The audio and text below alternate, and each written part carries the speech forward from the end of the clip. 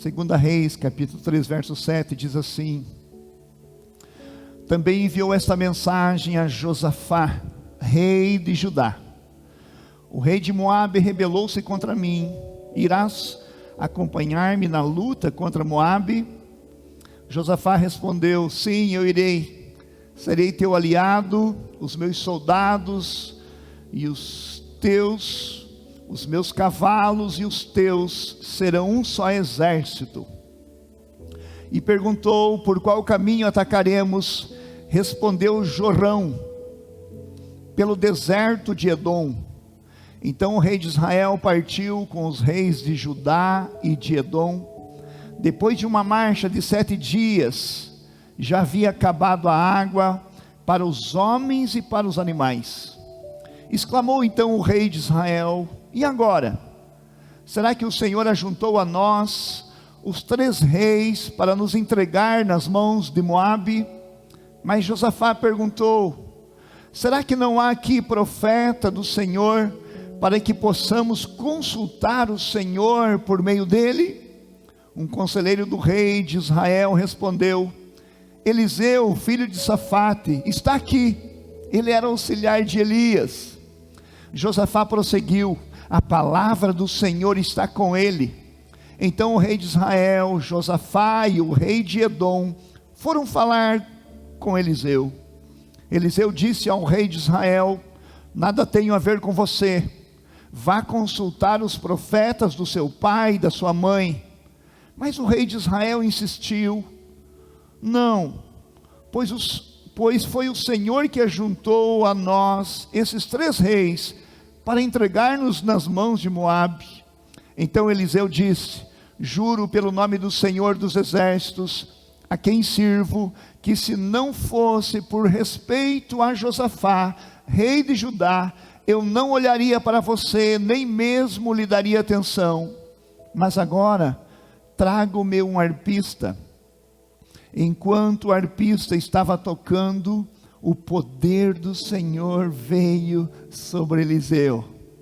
E ele disse: assim diz o Senhor, cavem muitas cisternas nesse vale, pois assim diz o Senhor, vocês não verão vento nem chuva, contudo esse vale ficará cheio de água, e vocês, seus rebanhos e seus outros animais beberão.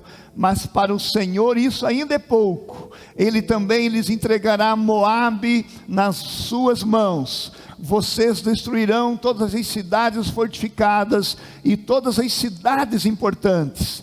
Derrubarão toda árvore frutífera, taparão todas as fontes e encherão de pedras todas as terras de cultivo. No dia seguinte, na hora do sacrifício da manhã, a água veio descendo da direção de Edom e alagou a região.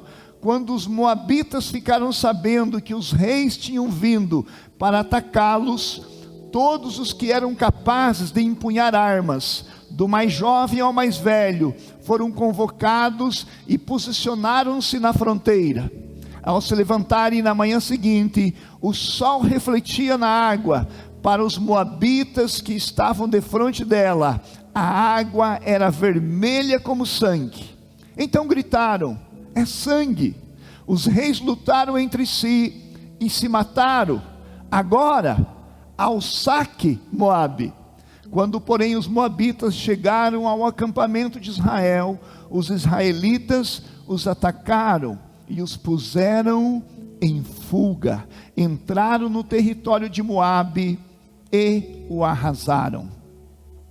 Amém? É uma história aproximadamente 3.500 anos atrás. E nós vamos lembrar um pouquinho dessa história. E algumas coisas nós aprendemos com isso. Isso fortalece aquilo que nós estamos vivendo hoje.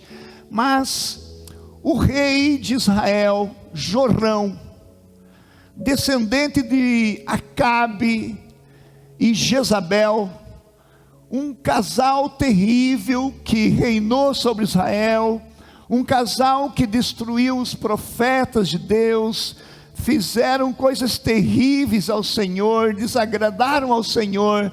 E Jorão foi o próximo rei, depois de Jeroboão, seu filho, que assumiu o reinado.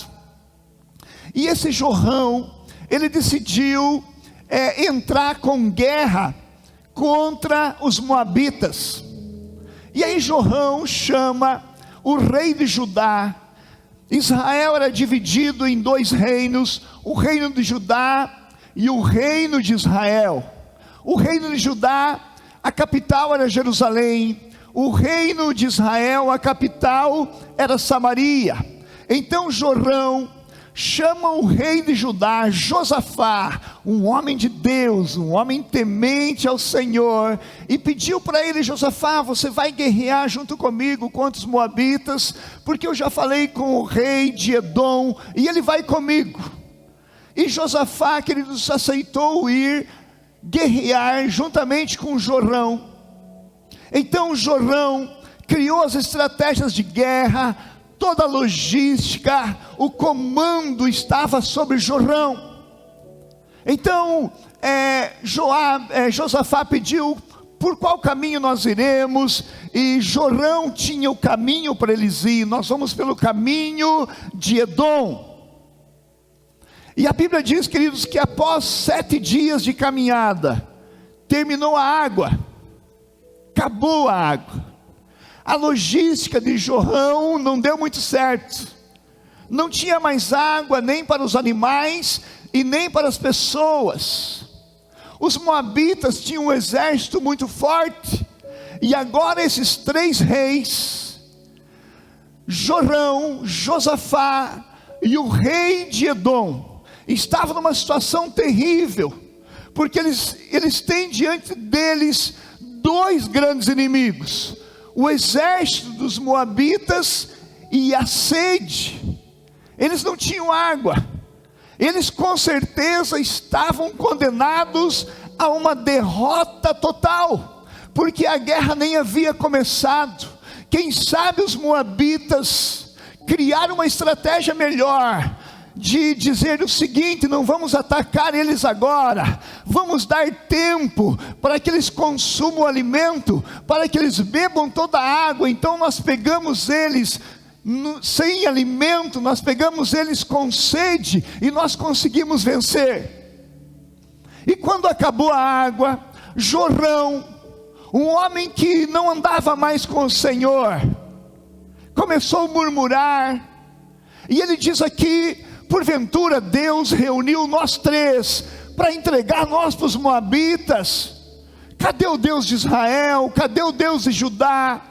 Porque sabe, queridos, quando a pessoa não está firme com Deus, ela murmura com muita facilidade, porque ela não vê Deus, ela vê os problemas. E esse próprio rei que decidiu guerrear com os moabitas, começa a reclamar, dizendo que Deus trouxe eles para entregar eles para os moabitas. E aí a Bíblia diz que Josafá, eu imagino que eles sentam os 13 e começam a pensar nas possibilidades de vitória, o que eles deviam fazer, e eles literalmente não encontraram saída nenhuma. Não havia nenhuma forma de eles sair daquela situação. Então Josafá chega a uma conclusão. Josafá fala assim: quando a gente não pode fazer nada, quando nós não temos a solução, existe um único caminho. Fale comigo: Deus. Deus. Quantos aqui já passaram por situações assim, que não tem o que fazer? Todos nós, né? Todos nós. E aí a gente fala assim: mas Deus. Quantos confiam em Deus? Uau! Quantos confiam em pessoas? Levante a mão. Levante a mão, você que confia no marido, na esposa, nos filhos, no pastor, Pode levantar a mão, eu também confio em pessoas. E nós devemos confiar em pessoas.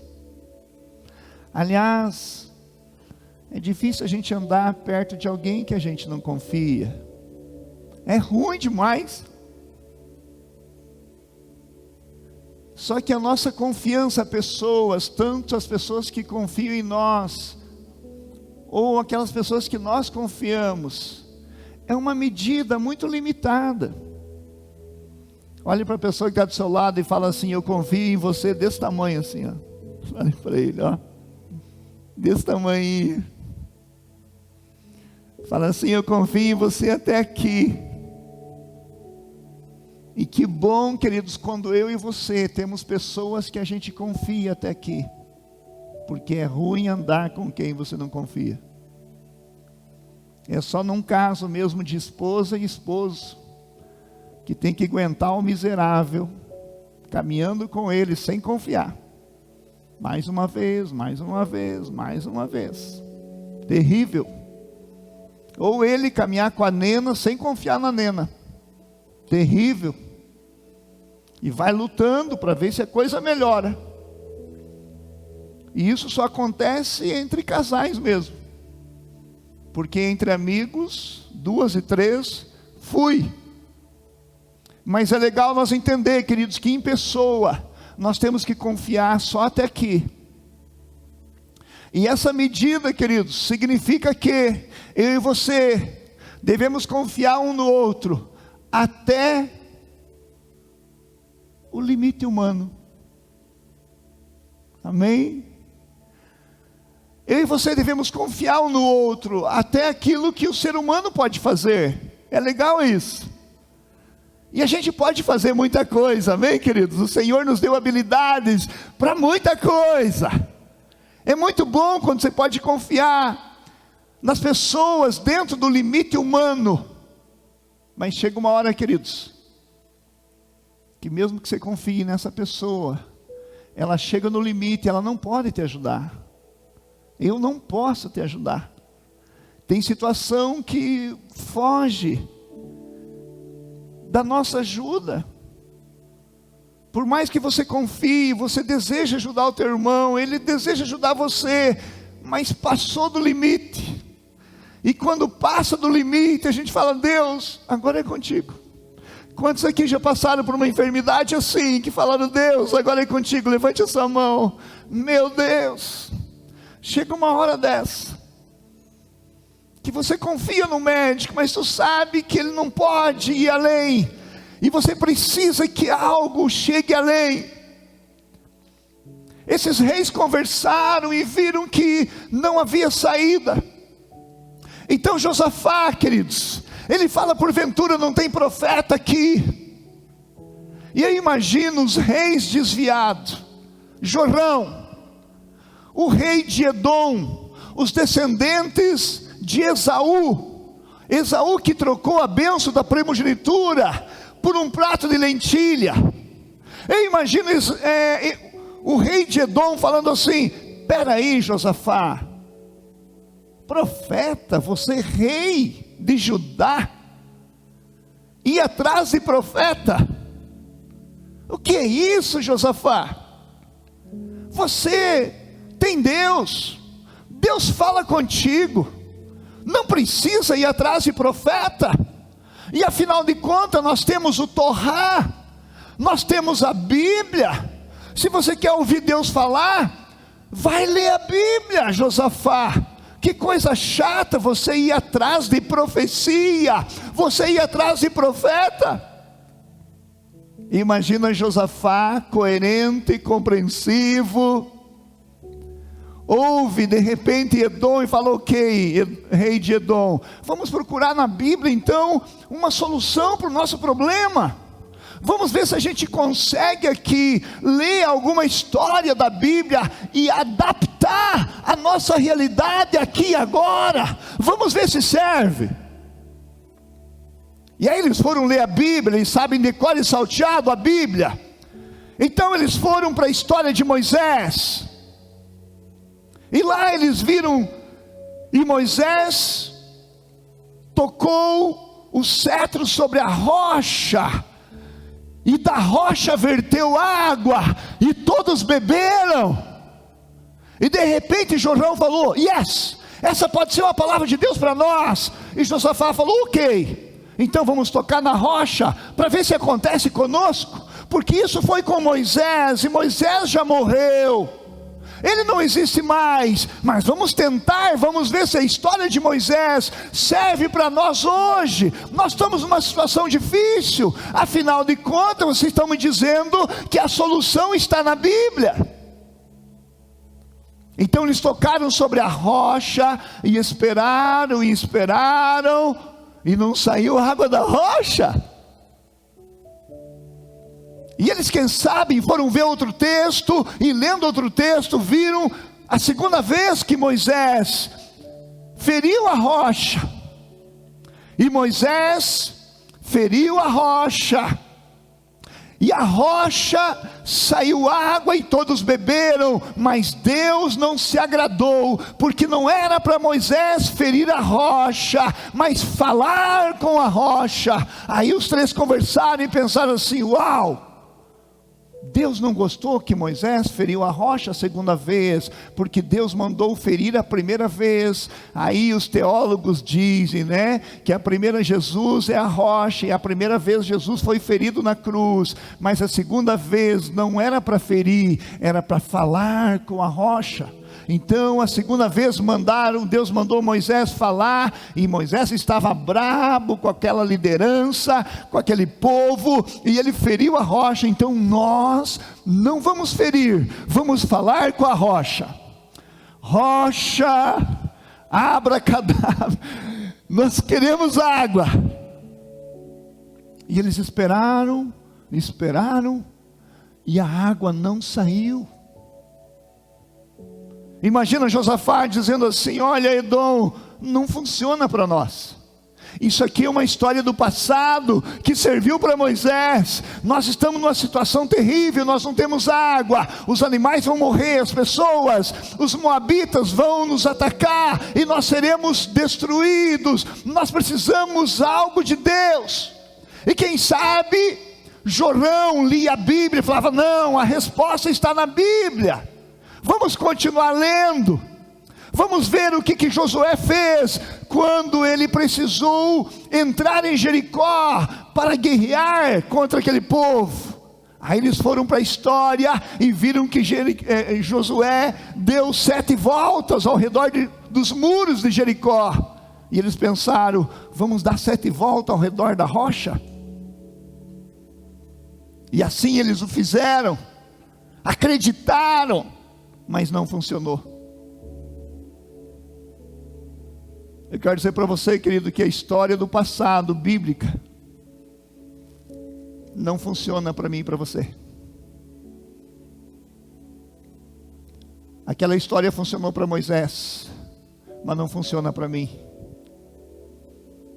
Quem sabe Josafá disse: olha, Jorão, Moisés escreveu os mandamentos, os preceitos, e isso é para nós.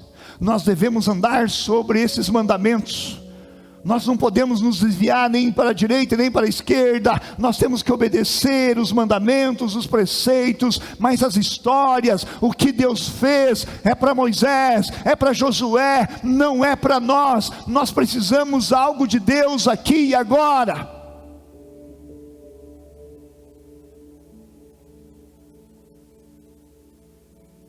Josafá, querido, sabia que precisava uma resposta de Deus. E aí, queridos, Jorão tinha um discípulo que era crente. Jorão tinha um discípulo que amava o profético. Jorão tinha um discípulo que ainda acreditava, embora o seu rei não era modelo, não era para ele uma referência, porque matou os profetas de Deus. Então a Bíblia diz que um dos soldados de Jorão fala assim: Josafá, a pergunta que você fez antes, há profeta no nosso meio? Tem sim, tem um profeta chamado Eliseu. Quantos ouviram falar do profeta Eliseu? Uau! Ele fala assim: olha, aquele que era servo de Elias, Elias já morreu, e não podemos mais consultar Elias, não podemos mais consultar Moisés, agora é Eliseu que está vivo, ele está no nosso meio. E Josafá disse: gente, não tem outro caminho, nós temos que ouvir Deus. Certamente Deus tem uma direção para nós, através desse profeta, aleluia. Josafá amava o profético. Quantos amam o profético? Josafá, queridos, é um homem que viveu histórias extraordinárias com Deus, porque ele ama o profético.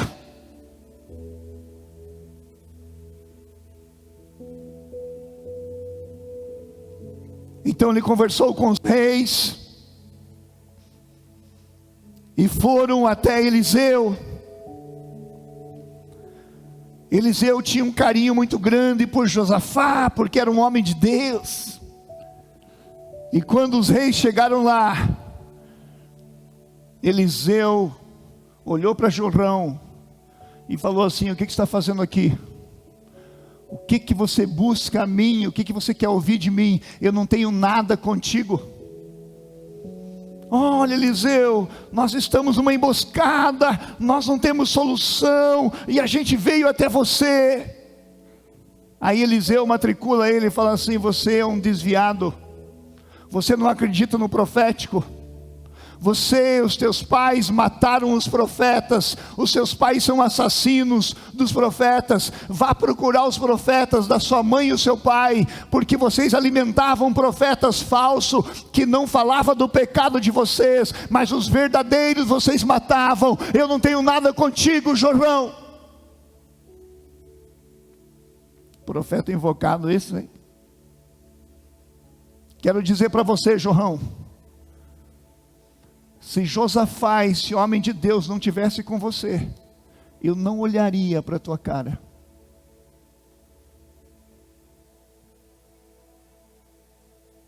Quantos amam o profético de Deus? É só através do ministério profético que eu e você podemos escrever uma história linda com o Senhor. Porque se você ficar só na Bíblia, você não vai saber direção específica para a tua vida, o que Deus tem para você, o teu ministério, o teu chamado, o teu dom, o teu talento. Tu não vai saber exatamente o que Ele tem para você. Ok, você vai ser salvo, você vai tomar posse da salvação, você vai ter algumas experiências, mas você não vai poder ter uma vida extraordinária com o Senhor, se você não viver o profético. E aí, queridos, Josafá disse: certamente Deus tem uma palavra de direção para nós, através desse homem. E depois que Eliseu, queridos, falou com ele, Eliseu disse: traga-me um tangedor, traga-me alguém que toque uma harpa, porque o clima ali esquentou. O clima esquentou. Você já brigou com a tua esposa, sim, vocês deram uma fervida dentro de casa, e de repente, depois daquela briga, vocês tinham que orar. Puxa, é o meu tempo de oração. Difícil até mudar a atmosfera, né? O clima pesou, o ambiente ficou difícil. Então Eliseu sabia que o que facilita, o que muda o ambiente, a atmosfera, é a adoração. E quando você começa a adorar: Pai, eu sou apaixonado por Ti. Você pode adorar um pouquinho? Pai, nós te amamos. Todos nós somos apaixonados. Senhor, Tu és o nosso absoluto.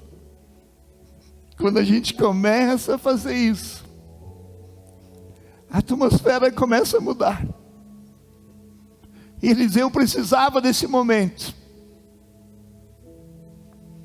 E a palavra de Deus, querido, diz que quando ele estava tocando a harpa, o poder do Senhor veio sobre ele. Quantos amam o poder de Deus? Em quantos momentos da vida eu e você precisamos que esse poder desça para tocar a nossa vida, para mudar a nossa história, para trazer a nós uma solução. Não existia solução para o problema, mas o nosso Deus é criador, Ele cria a solução, Ele traz a solução, queridos. Ele trouxe para mim e para a tua vida a solução. Você pode glorificar o Senhor. Sabe, queridos, e quando o poder do Senhor veio sobre ele, Eliseu disse: assim diz o Senhor. Eu te amo. Quantos amam ouvir essa palavra? Não existe palavra melhor para mim e para você do que essa. Quando Deus vem e fala contigo: assim diz o Senhor. Mas agora que nós conhecemos esse amor de Deus, essa paternidade, esse lugar que Jesus encontrou para nós no Pai, que toda vez que Ele vem, que Ele se manifesta, sempre, sempre, sempre, Ele vem com amor para mim e para você. Ele vem sempre com uma solução, não como juízo. Lá no Velho Testamento nem sempre, porque lá ele vinha muito com juízo. Mas agora no tempo da graça, nós estamos debaixo de uma graça, e toda vez que mesmo que falhamos, que pecamos, Ele vem com a sua graça, trazendo para nós uma solução, trazendo um remédio, para nós sermos reconciliados novamente com Ele. Então eu amo essa palavra, assim diz o Senhor, porque nem importa o que Ele vai falar depois, porque nós sabemos que tudo que Ele fala é bom, é agradável, traz solução, traz saúde, traz vida, traz libertação. Josafá era amante do profético, por isso escreveu uma história extraordinária. Olha só, assim diz o Senhor: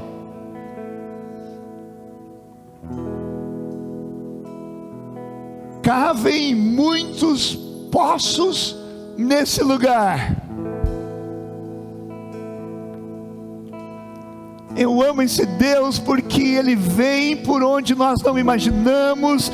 Ele fala coisas que nós não entendemos, não conseguimos ver lógica, razão, mas não importa a nossa mente se ela entende ou não, se existe sentido ou não. Se Ele falou, assim será.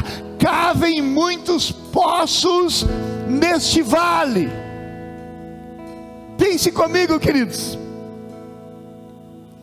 Não tinha água, muitos desertos, não existia fontes, chove 5 milímetros, no máximo 10 milímetros por ano naquelas regiões.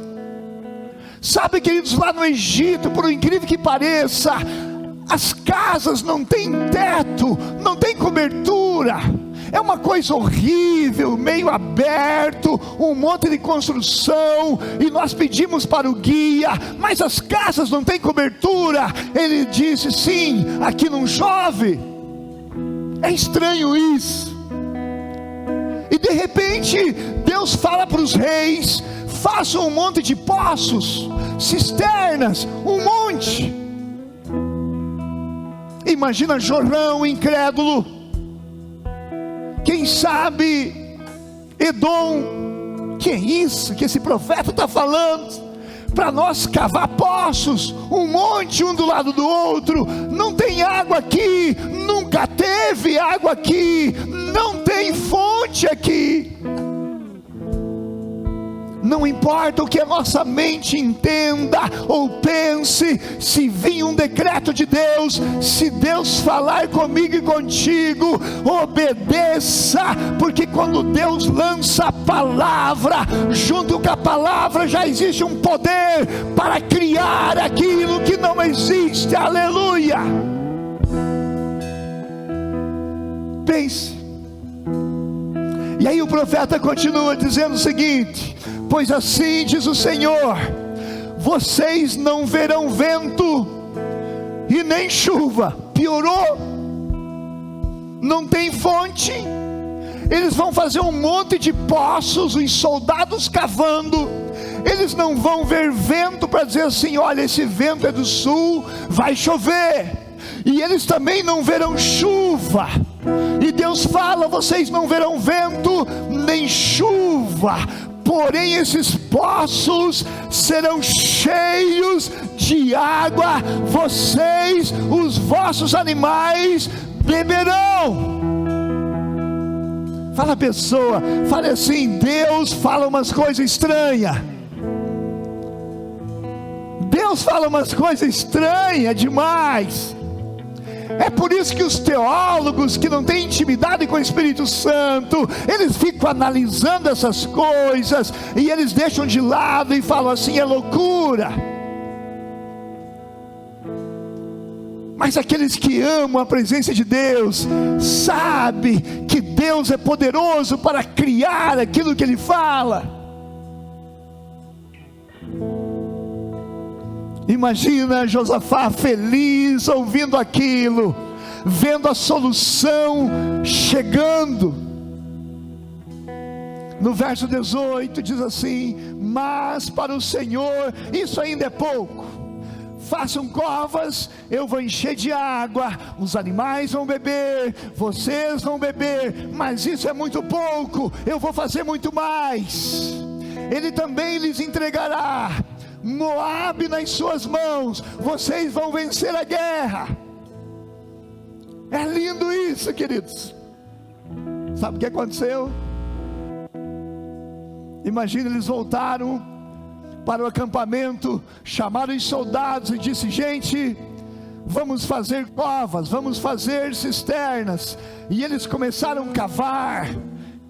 Eu imagino que 2 soldados, cada cisterna, um cavava, o outro jogava terra, eles se trocavam turnos e começaram a cavar muitas cisternas, muitos poços. Imagina, queridos, os crentes tradicionais olhando aquilo. Imagina nós pastores que não cremos nos milagres, no sobrenatural, em profecia, olhando aquilo. Imagina aquelas igrejas, queridos, que só olha para a Bíblia e Deus vem hoje e manda nós fazer coisa estranha. Eles não vão entender. Tinha soldados que ficavam rindo da cara deles. Quem sabe Jorão, desviado, Edom, ficava olhando, dizendo: não é possível. Imagina que eles terminaram as cisternas. Eles não viram e não sentiram vento, não viram chuva. Eu não sei, mas eu imagino que Deus falou com Eliseu: manda eles fazer isso, porque o profético, queridos, você tem que ter fé mesmo. Sem fé você não age no profético. Olha que coisa estranha. Imagina que Deus ficou assistindo aqueles malucos fazer buraco. Quando Deus viu que os buracos eram suficientes, eu não sei, Deus deve ter pensado assim: bom, eu disse para eles que eles não iam ouvir vento e nem ver chuva. Eu vou mandar chuva lá em Edom, muito longe daqui, para eles não ouvir barulho, não ver chuva. Mas vou mandar muita chuva, muita chuva, muita chuva. E Deus, comprometido com sua palavra, começou a enviar chuva.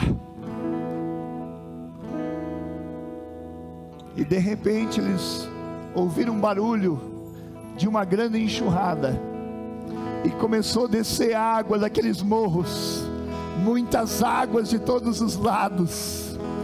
E veja só, queridos, se eles não fizessem buraco, a água ia passar por ali, os animais nem iam conseguir tomar, porque ela viria muito suja, e ela ia vir e ia embora. Mas aqueles buracos foram cheios de água, e a enxurrada foi embora, mas os buracos ficaram cheios de água. Quantos podem glorificar o Senhor? Eu quero dizer para você que aquele mesmo Deus que fez lá, é o mesmo Deus que faz aqui, aleluia. Ele continua escrevendo história comigo e contigo. Então a Bíblia diz que as pessoas, os animais beberam água. No outro dia, os moabitas, eles estavam na divisa, e eles olharam aquele vale, e o sol bateu sobre aquela água, e como eles olhavam naquele vale, toda aquela água, o ponto de vista que eles olhavam, com o sol batendo, eles enxergaram sangue. Eles olharam e disseram: olha, os reis brigaram entre eles, e eles se destruíram. Olha quanto sangue no vale. Vamos ao saque, vamos sacar os seus despojos. E eles correram para lá, despreparados, queridos, e foram pegos pelo exército de Josafá, e destruiu todos eles, e Deus cumpriu a sua palavra. Você pode glorificar o Senhor. Não tinha solução na Bíblia para eles, mas eles buscaram do Senhor. Sabe, queridos, na Bíblia tem verdades macro, verdade que serve para todos nós, para todo mundo, que são os princípios de Deus, atemporais, em todos os tempos, que serve para todos nós, princípios de amor, de perdão, de salvação, de santidade, de cruz, de tudo que Jesus fez por nós. São verdades macros sobre Deus, a criação, o homem, a queda, são verdades que servem para todos nós. E nós não podemos abrir mão dessas verdades que está na Bíblia. Mas na Bíblia também tem micros verdades de homens e mulheres de Deus que escreveram a história, que viveram o extraordinário. Abraão, Isaac, Jacó, Moisés, os profetas, Pedro, Paulo, Maria, micros verdades sobre a vida deles. Mas eu quero dizer para você que eu também quero as minhas micro verdades, aquilo que Deus tem para a minha vida. Deus tem micros verdades para você, para escrever a tua história, porque agora é o nosso tempo. É o nosso tempo hoje. Paulo morreu, Pedro morreu, Moisés morreu. Agora é nós que estamos com o bastão na mão. E eu amo ouvir a voz de Deus na minha realidade. Você pode adorar o Senhor.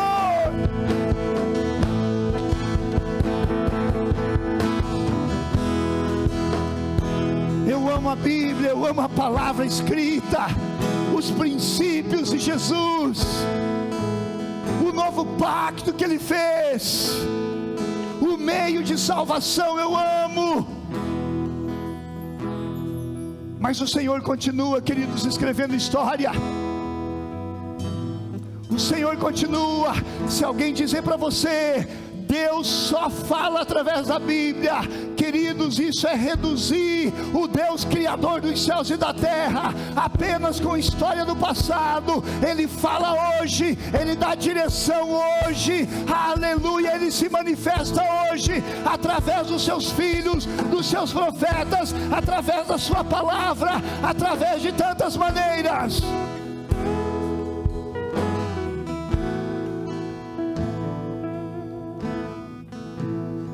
Se alguém falar para você: puxa, eu preciso ouvir Deus falar comigo. Se você falar para alguém isso e alguém te falar: olha, você quer ouvir Deus, vai ler a Bíblia. eu te diria isso e um pouco mais. Eu te diria, vai ler a Bíblia, mas vai ter intimidade com o Espírito Santo, vai ter intimidade com Ele,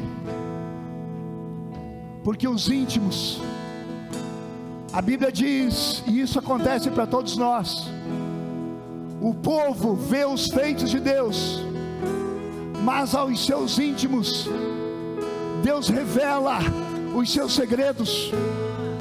Se você é íntimo, Ele vai falar contigo dentro da tua realidade. Se você é íntimo, você poderá ler o Salmo 23, o Senhor é meu pastor, e o Espírito Santo acender uma luz dentro de você, e o Espírito Santo dizer assim: filho, é isso mesmo, eu fui o pastor de Davi, e sou o teu também, não se preocupe, que eu vou te dar vitória. Uau! Então na Bíblia uma luz se acendeu, o Espírito colocou vida, e isso serve para você. Mas muitas vezes você pode ler a Bíblia e ler o Salmo 23, o Senhor é meu pastor, e isso não é suficiente para você, isso não te fortalece, você precisa mais. Agora, quando Deus vem sobre você, seja por profetas que têm dom de profetizar, seja por profetas que têm ofício profético, e te diz: filho, essa dúvida que você tem, quero dizer para você, pode fazer que eu estou contigo. Uau, uau, nesse momento essa palavra para você é muito mais importante do que a palavra que Deus deu para Davi, ou que Davi disse: o Senhor é o meu pastor. É uma palavra que é tua, é só para você, e você poderá escrever uma história com o Senhor junto com Ele.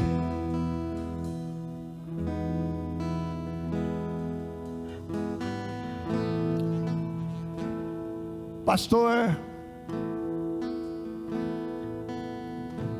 a Bíblia diz que Deus falou aos nossos pais através da lei e dos profetas, e Ele fala com nós através do seu Filho Jesus. Então vai ler os evangelhos, que está tudo ali. Se fosse assim, querido, somente Jesus falava assim: piazada, fui, estou voltando para o Pai, e tudo que eu fiz, eles vão escrever, e vão fazer livros. Então eu quero que vocês olhem somente para aquilo que vão escrever, e andem por isso, e se relacionem com essa carta, com essas palavras, com essas ordenanças, com esses mandamentos, e aí vocês estarão se relacionando comigo. Não, Ele disse: eu vou para o meu Pai, mas o meu reino é um reino de comunhão. E você não consegue ter comunhão com história ou com termo. Você pode ter aprendizado, ser aluno, aprender algo, mas comunhão você não pode ter com um livro. Comunhão você só pode ter com uma pessoa, com Deus, alguém que se relacione contigo e está presente com você. Eu vou para o meu Pai, mas eu enviarei outro no meu lugar, que estará com vocês e em vocês, o Espírito Santo de Deus. Ele vai conduzir vocês em toda a verdade, em toda a verdade. Você pode glorificar o Senhor. Aleluia. É isso, queridos, é isso.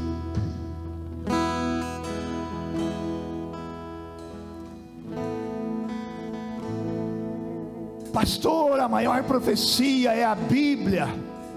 Uau, lindo que está aqui. Eu acreditei nisso que eu vi. Jesus morreu, essa história linda de Jesus. O Espírito Santo que está no mundo me convenceu do pecado, da justiça e do juízo. Mas o reino de Deus é um reino que o rei quer se relacionar com os seus filhos.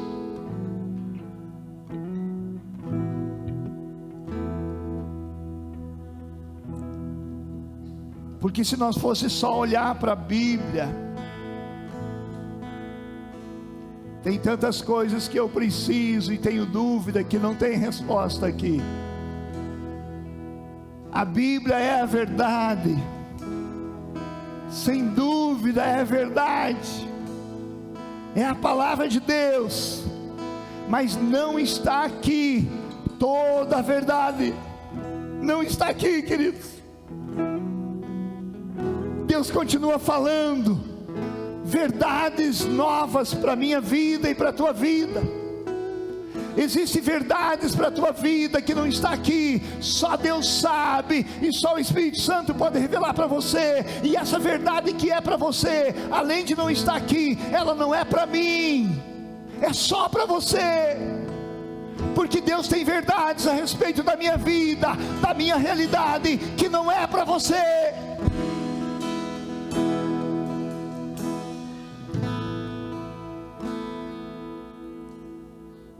Pastor, eu só acredito na Bíblia. Então é fácil, porque você acredita no ministério profético, porque a Bíblia, 40% são profecias. O próprio Novo Testamento, a igreja de Corinto, Paulo teve que reunir os profetas e ensinar eles a profetizarem um após o outro. Olha, primeiro um, depois outro, que não haja bagunça, porque havia muitos profetas. Quantos podem glorificar o Senhor? Porque se a gente não acredita em profecia, temos que rasgar as cartas de Paulo fora, porque ele falou sobre isso. Ali dentro tem profecia, Paulo profetizou. E aí que eu vou aceitar que depois que compilaram o cânon bíblico e declararam que somente os 66 livros são escritos por revelação de Deus,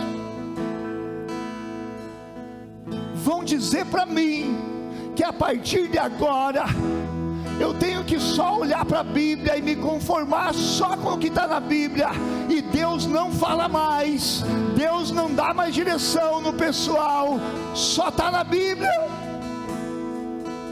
É muito pobre, a igreja perdeu muito com isso.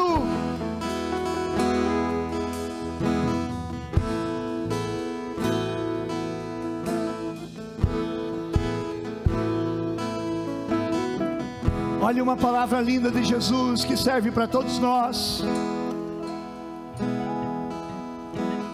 Quem crer e for batizado será salvo. Quem crer.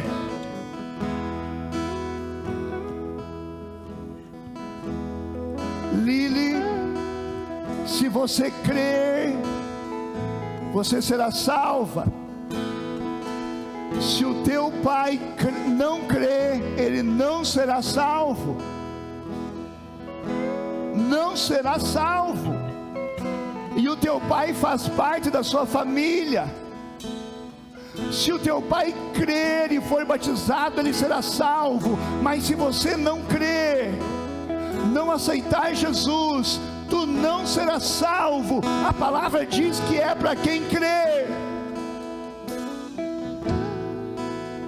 Olha uma palavra profética de Paulo para o carcereiro em Atos 16:31. Crê no Senhor Jesus Cristo e será salvo tu. Certo ou errado?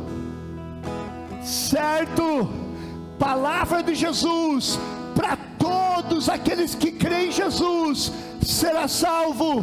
Até aqui Paulo estava falando aquilo que é princípio para todo mundo, mas ele não para aqui, ele continua falando, e agora é uma profecia vindo de Deus para o carcereiro. Crê no Senhor Jesus e será salvo tu. Palavra para todos. E e a tua casa, palavra profética exclusiva para o carcereiro, não para todos nós, não para todos os povos, só para o carcereiro.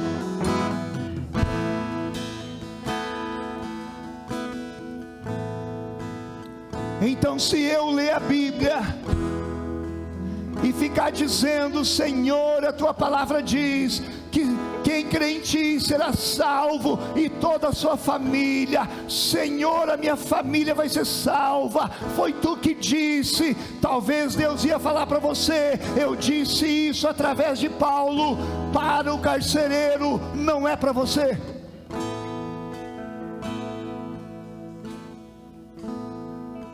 Mas quantos aqui desejam que toda a família seja salva? Levante a mão. Uau! Mas lembre que aquela palavra não é para todos, é só para o carcereiro.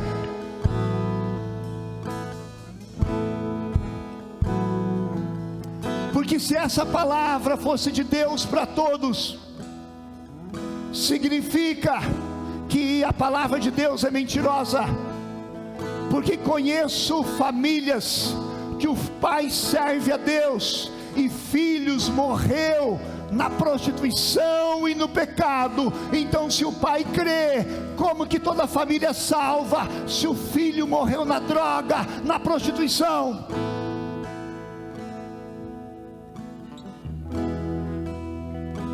Agora, porém, portanto, se você ora pela sua família: Pai, salva minha família.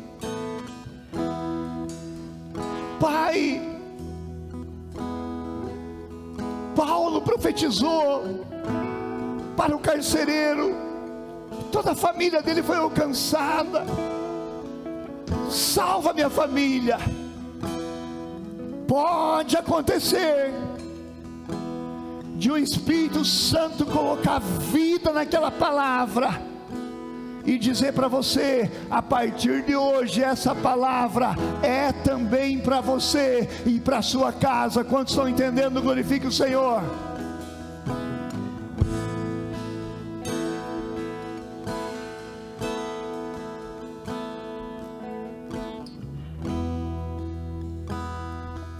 Eu amo o ministério profético, sempre amei, sempre desejei. O meu ministério foi fundamentado na palavra de Deus, mas nessa paixão pelo profético.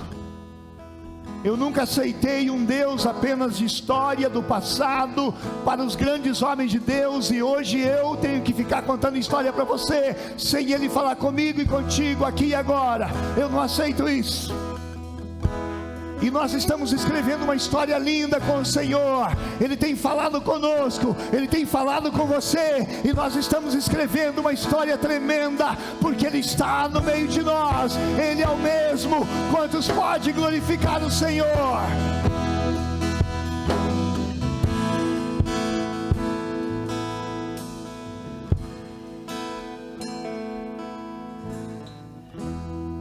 Sabe, queridos, quando o Senhor me chamou, eu disse não, porque eu dizia: Senhor, mais um pastor não precisa. Usa um deles com poder e você tocará toda essa região. E Ele disse: filho, é para isso que eu estou te chamando, para sinais, prodígios e maravilhas. E eu me lembro que fui num congresso, numa convenção em São Paulo, e um pastor estava ministrando, mora em Cerulo. Morreu há poucos dias, um homem que agia no sobrenatural, sinais, prodígio e maravilha. Ele estava ministrando no Brasil e eu estava lá em 98. E ele disse no púlpito uma coisa que eu já pensava, por isso não queria ser pastor. E ele disse: a melhor coisa para ser no Brasil hoje é pastor. O melhor trabalho hoje é ser pastor no Brasil, porque pastor fala o que quer no púlpito, mas não prova nada para ninguém. Pastor diz que Jesus cura, mas não acontece isso na igreja dele. Pastor diz que Jesus faz maravilha, mas não acontece isso na igreja dele, é só estudo bíblico. Então ele fala e não prova nada para ninguém. E se alguém perguntar por que não acontece, ele culpa as pessoas ou Deus. Ele diz: Deus não curou a pessoa, talvez porque ela não tenha fé. Queridos, quem que não tem fé e vem numa igreja? Só vem numa igreja quem tem fé. Quantos aqui tem fé no Senhor? Glorifique a Ele. Ninguém vem numa igreja se não tem fé. E o pastor diz que Deus não cura porque ele não tem fé, ou Deus não quer e ele fica de boa. Ele não tem a coragem de dizer: Deus não cura porque falta unção na minha vida. E eu tive que ouvir isso. Ainda eu não havia saído para o ministério, e ele concluiu dizendo: o púlpito virou esconderijos de covardes. Mas algo tremendo está acontecendo no Brasil. Deus está levantando homens e mulheres apaixonados pela presença de Deus, que está trazendo o profético, e os sinais, os prodígios, as maravilhas já começaram a acontecer. Quantos podem glorificar o Senhor?